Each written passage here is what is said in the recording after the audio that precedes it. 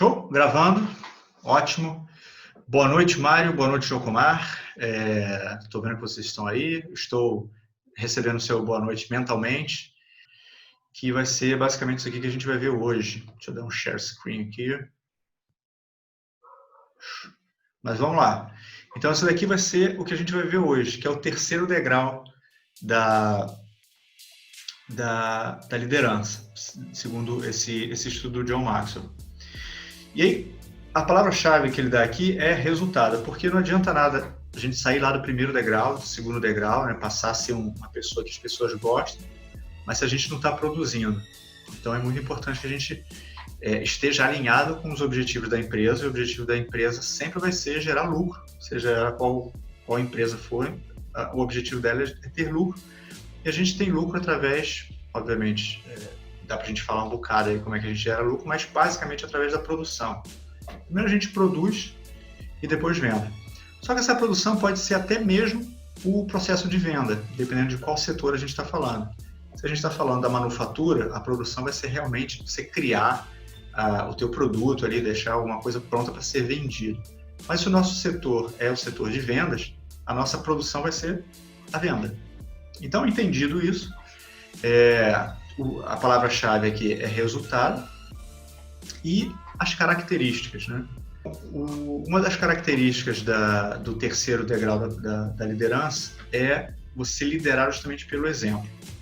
Esse, inclusive, era um slogan, foi um slogan da Petrobras anos atrás, que era você liderar pelo exemplo. Então, a ideia é que você não podia fazer nada de errado porque você estava gerando exemplos ali. E se você fazia alguma coisa errada, você estava gerando maus exemplos. Então, a ideia da Petrobras, o que eu achei bem legal, é esse slogan, liderar pelo exemplo, simples, mas muito eficaz e muito poderoso. E o maior princípio da liderança é o seguinte: as pessoas fazem aquilo que elas veem, que torna exatamente, acho que isso saiu aqui do lugar, vou botar no lugar aqui. Pessoas fazem o que veem. Aquela história, macaco vê, macaco faz. Então, a partir do momento que a gente vê alguma coisa sendo feita, a gente entende que aquilo ali é o que deve ser feito. Isso também é descrito num vídeo meu chamado Como Engajar Pessoas. Depois a gente vou passar o link dele para vocês, mas é basicamente isso aqui. Eu me perco, cara. Tá aqui, ó. Pronto. Que quer dizer exatamente isso aqui, ó. As pessoas fazem aquilo que veem. Então, por isso que a gente tem que ter muito cuidado quando a gente está na posição de liderança, porque aquilo que você faz vai se tornar o padrão. Aquilo que você faz... Eu já enfrentei problemas por conta disso, porque eu estava ensinando um procedimento para um membro da equipe, e ele falou assim, mas não foi assim que eu vi você fazendo, sabe? E eu fiquei, na hora, eu fiquei sem resposta e tal. Quer dizer, na verdade, não, eu dei a resposta e falei, ok, mas isso foi antes da gente criar o procedimento. E era verdade. Eu havia feito uma manobra ali de uma forma diferente, fui falar pro cara como era o certo, e o cara me rechaçou com essa aí, dizendo que eu estava fazendo diferente do que eu havia feito. Mas só que entre eu ter feito e até aquele momento, nós criamos um procedimento, e no procedimento dizia que era diferente, não era daquele jeito. Então a gente tem que ter muito cuidado de fazer uma parada que não está no procedimento, porque você vai criar um duplo entendimento, que o cara vai ficar naquela, né? Pô, e aí, eu faço o que eu vi, eu faço o que é certo. Então vamos lá, recapitular o que a gente viu no segundo degrau da permissão, que é o seguinte: quando eu falei lá que uma das características do bom líder é ouvir bem, observar e aprender, isso daí vai gerar o líder servidor. Isso daí eu lembro de ter falado. Só que não é só servir, é você servir porque gosta, você ter prazer em servir. Isso só acontece quando se torna parte da nossa cultura. Enquanto for uma coisa imposta, a gente vai fazer, mas não vai estar natural. Então é necessário, não só possível, mas é necessário que isso seja entranhado na nossa cultura. E é por isso que a gente faz o que a gente faz, sabe? Por que que quando a gente chega na casa das pessoas, a gente muitas vezes tira o sapato para entrar? Isso é parte da nossa cultura. Às vezes a gente limpa o pé, às vezes a gente tira o sapato. É parte da cultura. Então, enquanto isso não estiver arraigado lá, a gente vai fazer de forma muito mecânica. E vai ter um dia que a gente vai esquecer de fazer. Enquanto, quando se tornar cultural, você não esquece mais. Outra coisa, outra palavra muito importante nesse segundo degrau da liderança é conexão. Quando a gente fala aqui de conexão, é porque você conseguiu vencer aquela primeira barreira, né, do cara novo, do cara estranho, e agora você criou uma conexão. As pessoas gostam de você, você pode gostar das pessoas. As pessoas, na verdade, não necessariamente têm que gostar de você, mas se elas gostarem, se você for uma pessoa gostável, é bem melhor. E aí elas se sentem, elas têm a permissão para gostar de você, elas se permitem gostar de você. Isso é muito bom, principalmente quando você também se permite gostar das pessoas. Então, a gente tem aí a conexão e a influência também, porque você, é justamente esse momento que você passa a ser visto como uma referência e vai começar a influenciar as pessoas. E é muito importante que você tenha essa disponibilidade de criar influência. Outra coisa que eu salientei aqui foi a gente fala um bocado de soft skills. Soft skills são habilidades suaves, que não são as mesmas habilidades técnicas, né? Não é como consertar um compressor, não é isso. São habilidades mais voltadas para humanas. Como é que você ouve uma pessoa, voltando aqui, você ouvir bem, você pode trabalhar a escuta. Quando você ouve e realmente entende. Observação é uma soft skill, é uma habilidade que você desenvolve.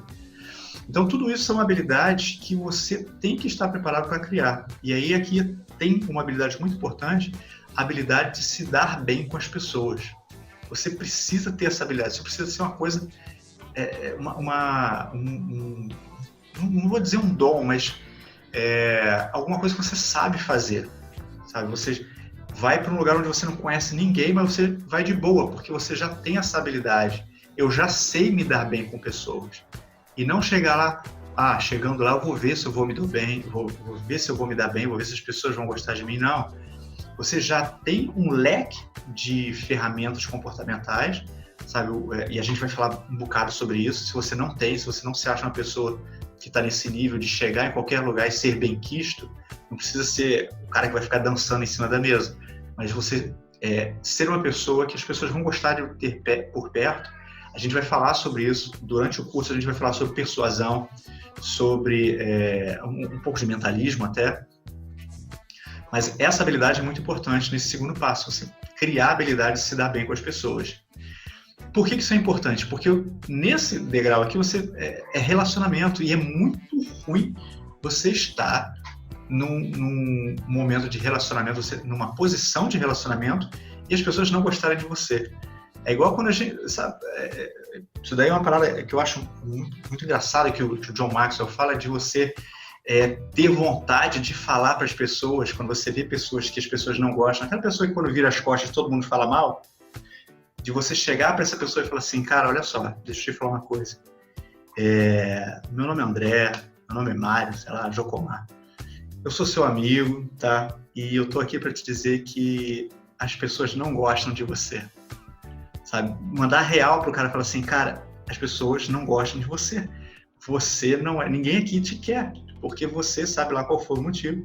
Mas sabe, tem horas que dá essa angústia de a gente saber que tem uma pessoa nessa situação e a gente não pode fazer nada.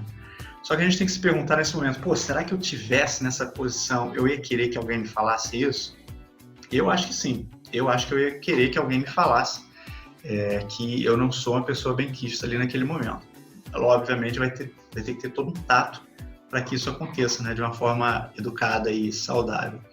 Queria saber do Jocomar, cara, se você conhece, você já teve aí num ambiente em que você sabia de uma pessoa que a equipe não gostava, mas que essa pessoa não sabia que não era gostado pela equipe.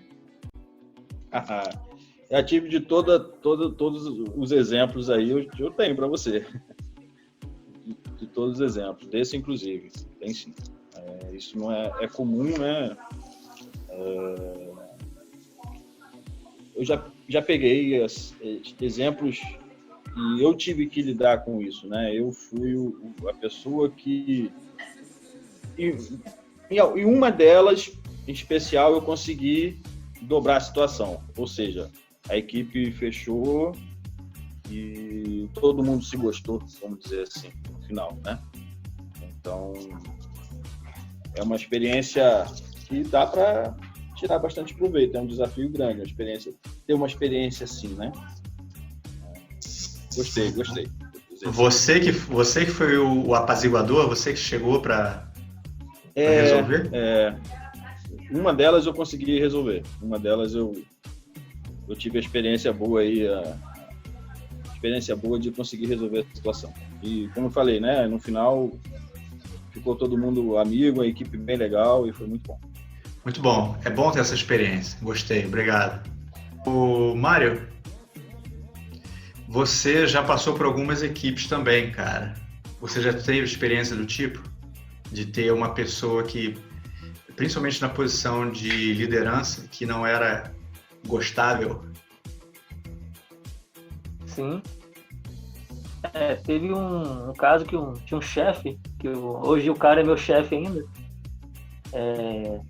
as pessoas não gostavam muito dele, devido o cara ser muito ignorante, muito rigoroso, mas acabou que eu saí da empresa e vi que o cara não era tão assim, o cara era gente boa. Eu percebi assim, e hoje o cara é meu chefe de novo, só que ele tá tá uma pessoa mais amigável em vista de anos anteriores.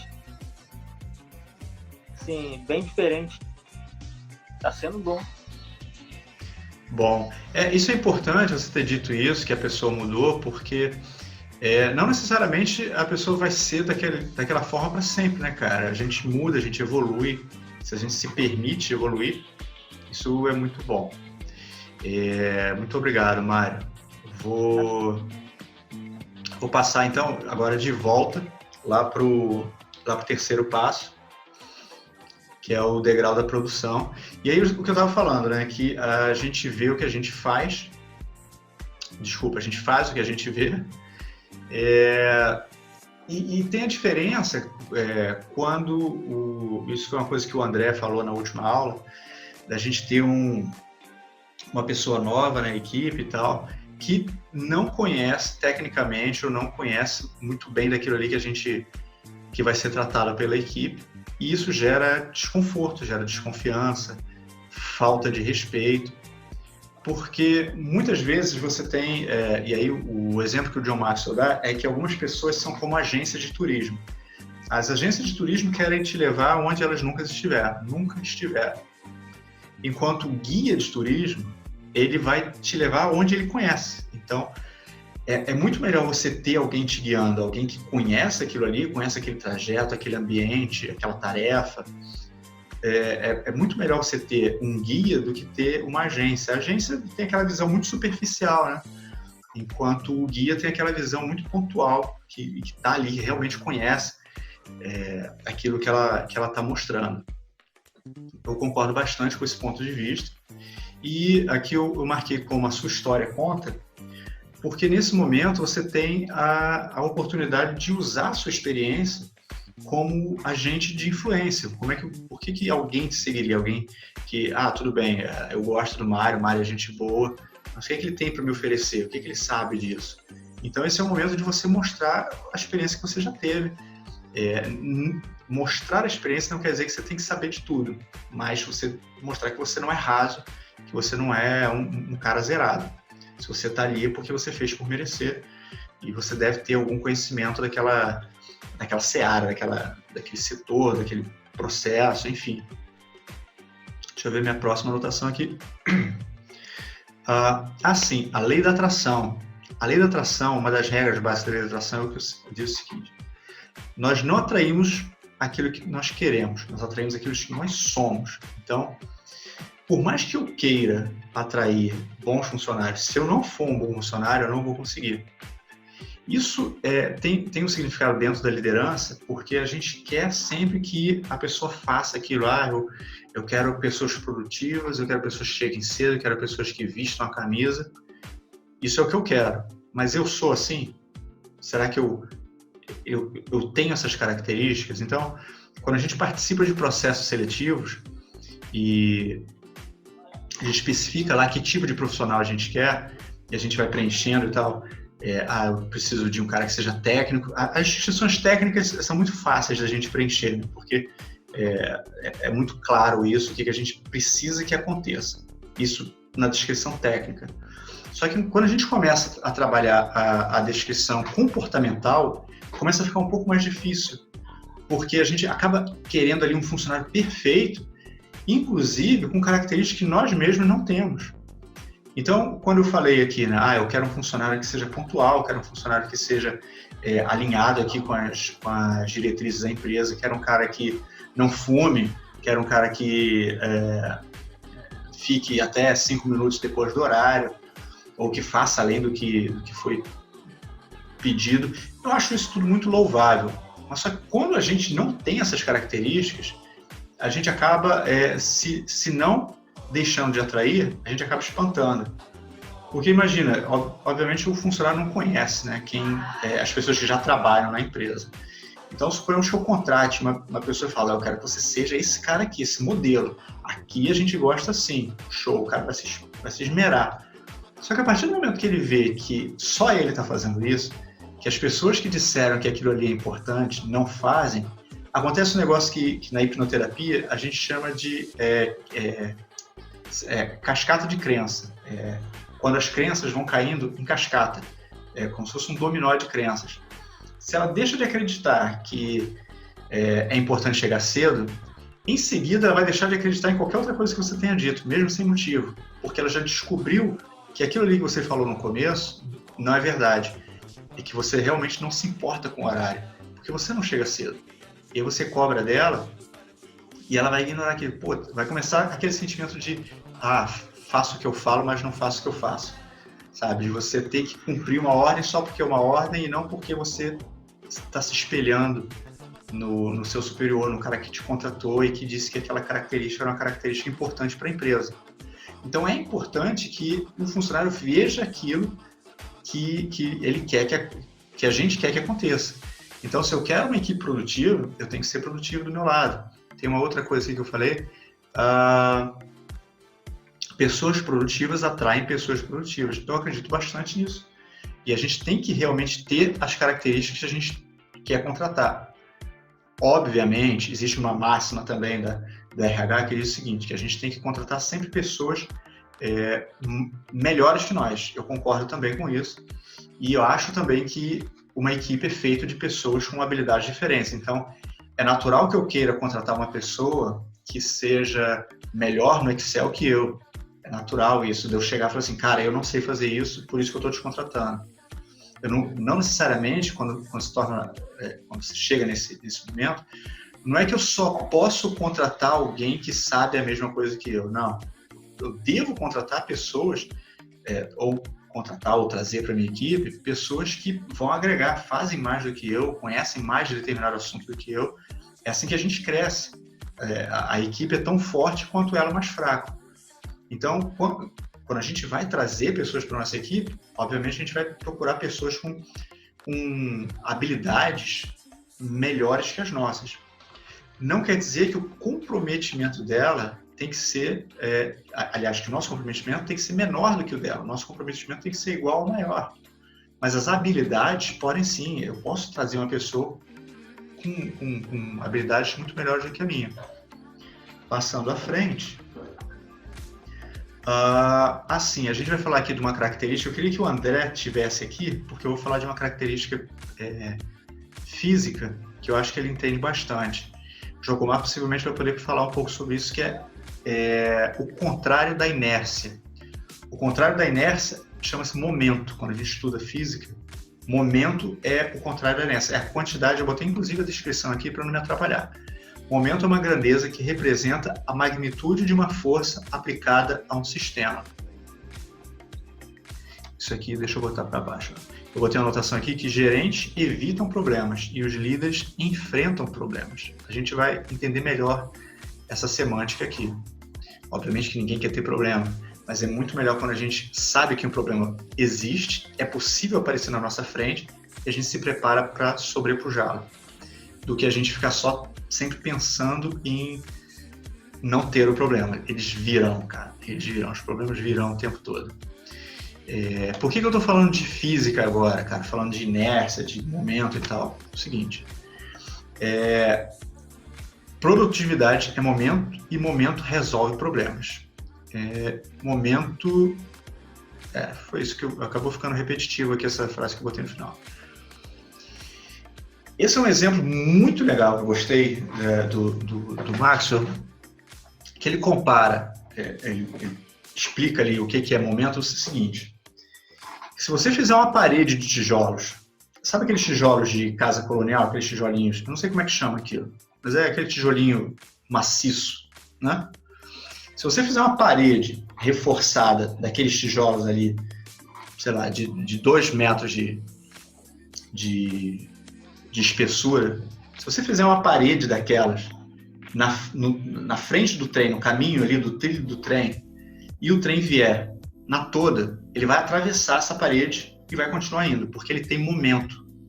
Momento é essa energia desprendida quando a coisa já está em movimento. Ao contrário de que se você pegar um desses tijolinhos só e colocar ele lá na frente, na primeira roda do trem, o trem não consegue andar, porque ele não tem momento, ele tem inércia. Então você vencer a inércia a partir da inércia é muito difícil. Fisicamente você não consegue. Você gasta muito mais energia para fazer isso. Ao passo de que quando você tem momento, você cria momento, você atravessa qualquer inércia. Obviamente, não qualquer inércia, né? Mas, por exemplo, funciona. Você vence a inércia com momento. E é isso que o terceiro passo fala, da gente ter momento para vencer as inércias. Quando a gente começa a engajar movimento nas pessoas, a gente começa a ver que os pequenos problemas vão sumindo. Porque a gente vê sempre, muitas vezes, não sempre, mas muitas vezes, o problema como sendo uma coisa enorme. Quando, na verdade, o problema é feito de pequenos pedaços. Eu costumo dizer que o difícil é um conjunto de coisas fáceis. Então, se você pega qualquer coisa que você acha que é difícil, você fragmenta isso, você transforma isso em pequenos pedaços, pequenos blocos, você vai vencendo, e quando você olhar para trás, você vai ver um monte de caco que ficou para trás, porque você venceu tudo aquilo aos pouquinhos. Vou voltar aqui para o slide rapidamente. Acelerei, falei um bocado rápido aqui, eu vou dar uma repassada aqui em tudo que a gente falou. Primeiro é a palavra-chave, que é resultado, né? Porque a gente está nesse momento agora do terceiro degrau, justamente para gerar aquilo que a empresa espera, que é produção, que é gerar lucro, afinal a gente está ali para trabalhar, e liderar pelo exemplo, que é quando eu tenho um vídeo muito bom para mostrar para vocês, no momento certo, que é como é que funciona a mecânica da liderança. Na prática, vocês vão ver, é um vídeo bem divertido, bem engraçado, como é que você, a partir de um movimento seu, você começa a gerar um movimento de muitas pessoas. Então, essa é uma das características do terceiro degrau. Vimos aqui que o liderar, por exemplo, é traduzido como pessoas fazem o que vê, né? Macaco vê, macaco faz. Nós vamos sempre atrair aquilo que a gente quer. Isso eu acho muito importante. É legal a gente repassar que a gente atrai aquilo que a gente é. Por mais que você consiga atrair ali alguma coisa no começo, usando subterfúgios para fazer com que um funcionário recém-contratado, uma namorada que você quer trazer ela para perto de você, e aí isso é muito comum, né, quando a gente tá querendo namorar e tal, e a gente se mostra o maior atleta, o cara mais fera ali, cara. O Jogomar tá mantendo a postura até hoje, tá funcionando. Mas isso é interessante falar. Por que é legal o Jogomar ter feito isso? Porque o Jogomar tem atividade física até hoje. Então, se em algum momento ele tivesse usado isso, fala assim, pô, eu sou saradão e tal, porque ele malhou 2 meses na academia, conseguiu casar e deixou tudo cair, ele não tá, não sei, não tô dizendo que seja o caso, mas como exemplo, ele poderia não estar mais com a esposa dele, porque ele fala assim, pô, o cara me enganou, malhou 2 meses, ganhou um corpinho e tal, agora tá todo caído. Mas o Jogomar faz exercício até hoje. Então, se o relacionamento dele estivesse baseado somente na atração física, ele estaria tranquilo, porque ele mantém atividade física até hoje. E por isso que é importante, porque a gente não consegue manter uma postura falsa durante muito tempo ou para muita gente. Então, quando a gente volta a falar aqui que no momento da contratação a gente precisa realmente ser muito sincero com aquilo que a gente quer contratar, que aquilo ali seja um espelho, a gente tem, se pessoalmente tem a política da empresa, né? Então, olha, a política da empresa é essas são as diretrizes, né? Você tem todo um setor de compliance para que os trabalhos sejam feitos daquela forma, não só os trabalhos, mas o comportamento em geral respeite aquelas diretrizes. Então, se você atrai a pessoa falando, olha, nossa empresa aqui, nós respeitamos muito a diversidade. Aí, beleza, o cara, uma empresa que respeita a diversidade, ótimo. Você começa a trabalhar lá, você vê que o pessoal vive sacaneando, sei lá, flamenguista, como o Jogomar tá com a camisa do Flamengo, vive sacaneando flamenguista, ou menospreza as mulheres, ou tem preconceito com raças ou orientação sexual, a pessoa vai se sentir traída e vai acontecer aquilo que eu falei, né? De você ter a queda das crenças. As crenças vão começar a cair uma atrás da outra e você vai eventualmente perder o funcionário ou perder o comprometimento do funcionário, que talvez seja pior, porque você, para ganhar isso de novo, vai gastar muita energia. Ao passo que se você simplesmente perder o funcionário, você pode enganar o outro, trazer para ali, ele vai funcionar por algum tempo também. Mas o que é melhor que isso tudo, né? Melhor do que perder o funcionário ou melhor do que perder a confiança? É a gente ser fiel àquilo que a gente realmente quer. Se a gente quer que a empresa funcione daquela forma, a gente tem que respeitar em nós. Nós temos que ser o padrão daquilo ali.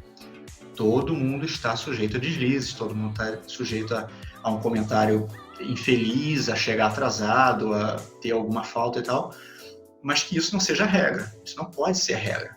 E cada vez que isso acontecer, isso precisa realmente ter alguma consequência, principalmente quando nós estamos na posição de líderes. É o mínimo, falar assim, pô, desculpa, cheguei atrasado hoje, está precisando de mim, tem alguma coisa que eu possa fazer, se a pessoa dependia de você, sabe? Isso precisa ser evidenciado para que a outra pessoa veja que realmente você preza por aquilo ali e chegar atrasado para você fez diferença, impactou negativamente. Não precisa fazer um drama, mas aquilo ali precisa ser um momento de você mostrar que aquela característica, aquele preceito ali tem valor para você. Gerentes evitam problemas e líderes enfrentam problemas. Eu falei muito rápido sobre isso, porque eu não quis me perder em palavras aqui, falar que criar diferença entre gerência e líder, mas a ideia é essa. A ideia de que quando você tem a posição de liderança, você pode inclusive ser um gerente, é ideal que a gente pense sempre na solução. Quando você fica muito tempo pensando no problema, você não sai do lugar. Eu vou dar um exemplo bem prático aqui, eu não sei se eu já falei isso para vocês, mas eu trabalhei numa empresa que eventualmente nós tínhamos que enviar pilhas, baterias para bordo. Só que essas pilhas, elas tinham, eu não lembro qual era o elemento dela, que ela era proibida de ir em aeronave, você não podia transportar aquela pilha pura na aeronave. Mas, e aí o que a gente tinha que fazer? Tinha que alugar uma caixa para botar no barco para mandar, às vezes, um pacotinho de pilhas, sabe? É um custo logístico incrível, que ainda existe, para vários itens. Só que, apesar de você não poder transportar a pilha como ela era, só uma bateria e tal, você pode transportar o equipamento que usa pilha, com pilha, no voo. E aí, a partir do momento que a gente viu, você falou assim, pô, cara, peraí, eu acho que tem um jeito aqui. A gente começou a embarcar equipamentos, às vezes velhos, fora de operação, com a bateria dentro, só para a gente mandar a pilha para bordo.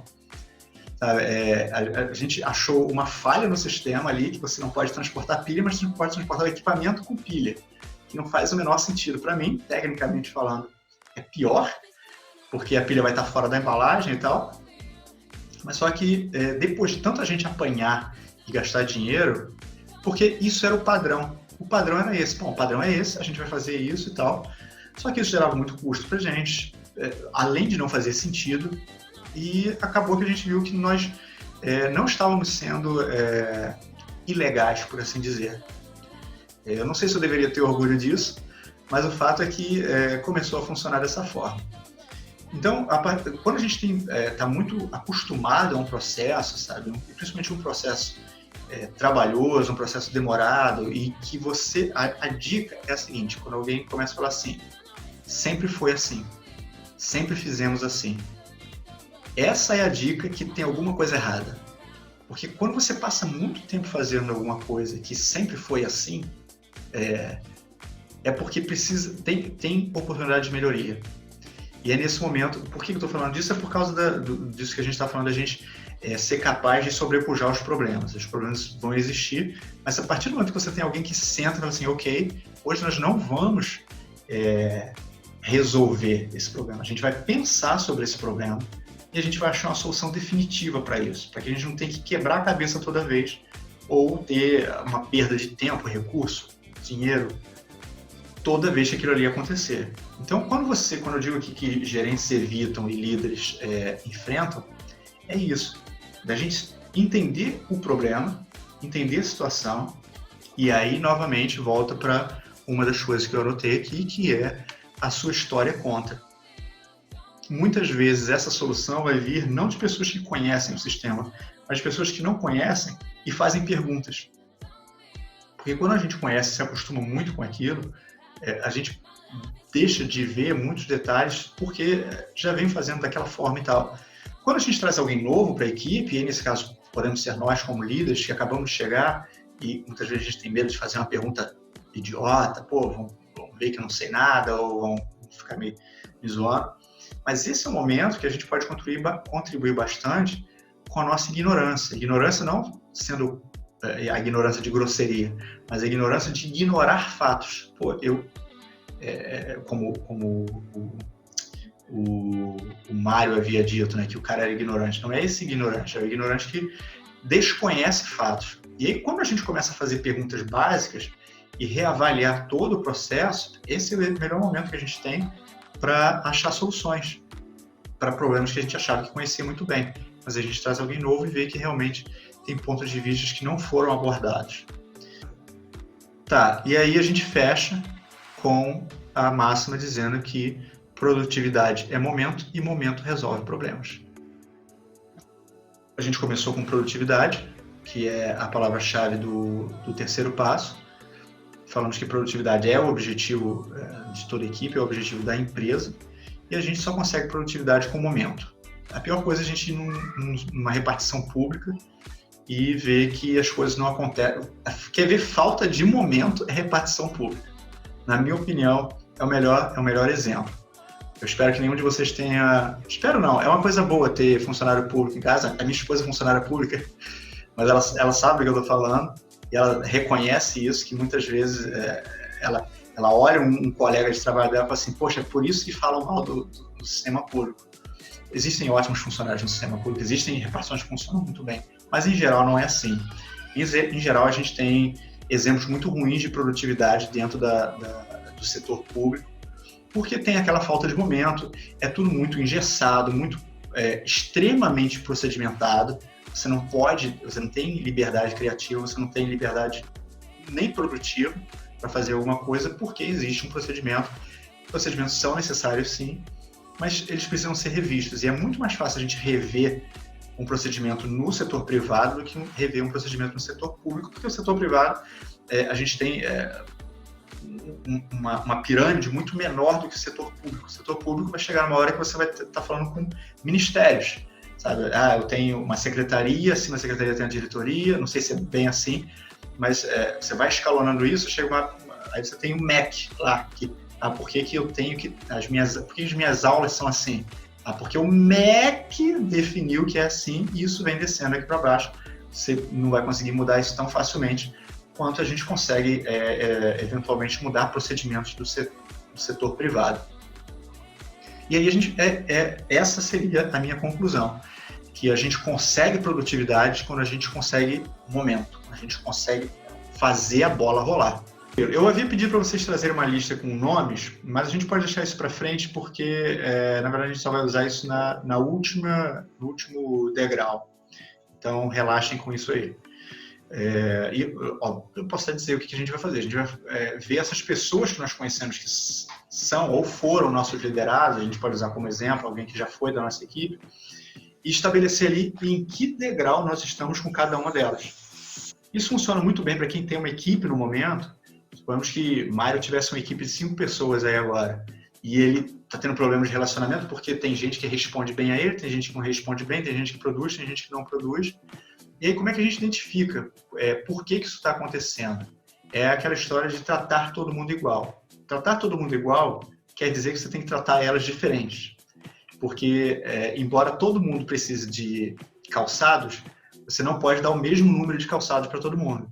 Você tem que entender o tamanho de pé de cada um, quem tem unha encravada, quem tem joanete, quem tem machucado, quem pisa torto. Então, tratar todo mundo igual quer dizer que você tem que tratar todo mundo diferente. E, nesse caso, o Mário vai poder ver lá na tabela dele e falar assim, não, cara, esse cara aqui, ele já me reconhece como líder, então ele está ali no nível 2, ele precisa produzir um pouco mais, esse outro aqui não, já está no nível 3 porque ele já me produz, tem mais autonomia. Agora tem um carinha aqui que não vai com a minha cara, então esse cara está no nível 1 ainda. Então, quando você metrifica isso, você consegue agir na prática ali dentro da sua equipe. E é isso que a gente vai fazer a partir do 5º passo. Então é isso, eu estou encerrando, vou liberar para vocês mais um motivo para eu fazer uma aula mais curta. Hoje a gente está terminando mais ou menos 10 minutos mais curto do que a anterior. É porque não fica cansativo para vocês assistir, me aturar aqui durante 1 hora. Então, eu vou tentar otimizar sempre o máximo para a gente ter uma aula concisa, não precisa ser uma aula corrida, mas uma aula produtiva, uma aula que a gente consiga utilizar bem o tempo. Vocês viram que eu abri pouco para vocês hoje, porque eu queria realmente falar bastante de todas essas anotações que eu fiz. Então, mais uma vez, muito obrigado pela presença de vocês. Vou editar a aula, colocar lá disponível, mandar o link para vocês e seguimos com as próximas aulas. Ok? Bom, estou meio que dando por encerrada a aula de hoje. Então é isso. Um forte abraço a todo mundo. Vou tirar um printzinho de vocês aqui. E nos vemos na próxima aula. Falou?